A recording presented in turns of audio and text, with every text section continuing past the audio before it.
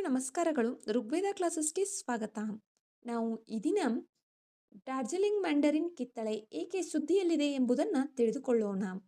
ಇತ್ತೀಚೆಗೆ ಡಾರ್ಜಿಲಿಂಗ್ ಮ್ಯಾಂಡರಿನ್ ಕಿತ್ತಳೆಗೆ ಭೌಗೋಳಿಕ ಸೂಚನಾ ಸ್ಥಾನಮಾನವನ್ನು ನೀಡಲಾಗಿದೆ.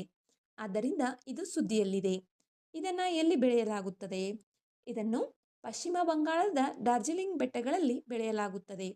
ಮ್ಯಾಂಡರಿನ್ ಕಿತ್ತಳೆ ಡಾರ್ಜಿಲಿಂಗ್ ಬೆಟ್ಟಗಳ ಪ್ರಮುಖ ವಾಣಿಜ್ಯ ಬೆಳೆಯಾಗಿದೆ.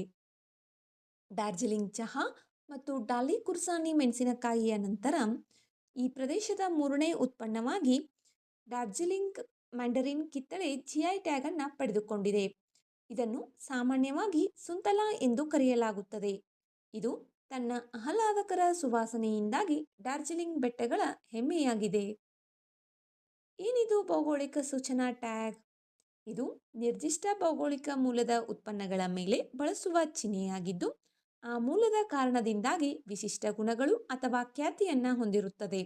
ಇದನ್ನು ಸಾಮಾನ್ಯವಾಗಿ ಕೃಷಿ ಉತ್ಪನ್ನಗಳು, ಆಹಾರ ಪದಾರ್ಥಗಳು, ವೈನ್ ಮತ್ತು ಸ್ಪಿರಿಟ್ ಪಾನೀಯಗಳು, ಕರಕುಶಲ ವಸ್ತುಗಳು ಮತ್ತು ಕೈಗಾರಿಕಾ ಉತ್ಪನ್ನಗಳಿಗೆ ಬಳಸಲಾಗುತ್ತದೆ.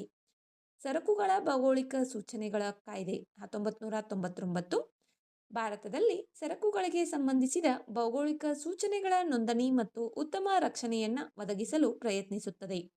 ಈ ಜಿಐ ಟ್ಯಾಗ್ 10 ವರ್ಷಗಳವರೆಗೆ ಮಾನ್ಯವಾಗಿರುತ್ತದೆ. ನಂತರ ಅದನ್ನು ನವೀಕರಿಸಬಹುದು. ಡಾರ್ಜಿಲಿಂಗ್ ಮ್ಯಾಂಡರಿನ್ ಕಿತ್ತಳೆ ಇತ್ತೀಚೆಗೆ ಜಿಐ ಟ್ಯಾಗ್ ಅನ್ನು ಪಡೆದುಕೊಂಡಿದೆ. ಪಶ್ಚಿಮ ಬಂಗಾಳದಿಂದ ಜಿಐ ಟ್ಯಾಗ್ ಅನ್ನು ಪಡೆದುಕೊಂಡಿರುವಂತಹ 3 ಉತ್ಪನ್ನಗಳು: ಡಾರ್ಜಿಲಿಂಗ್ ಚಹಾ, 2 ಡಾರ್ಜಿಲಿಂಗ್ ಕುರ್ಸಾನಿ ಮೆಣಸಿನಕಾಯಿ, 3 ಡಾರ್ಜಿಲಿಂಗ್ ಮ್ಯಾಂಡರಿನ್ ಕಿತ್ತಳೆ.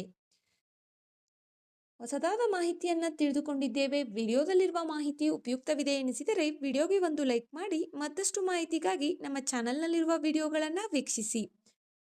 ಈ ಮಾಹಿತಿಯ ಮೇಲೆ ನಿಮಗೆ ಬಹು ಆಯ್ಕೆ ಪ್ರಶ್ನೋತ್ತರಗಳು ಬೇಕಿದ್ದಲ್ಲಿ ಕಮೆಂಟ್ ಬಾಕ್ಸ್ನಲ್ಲಿ ಕಮೆಂಟ್ ಮಾಡಿ.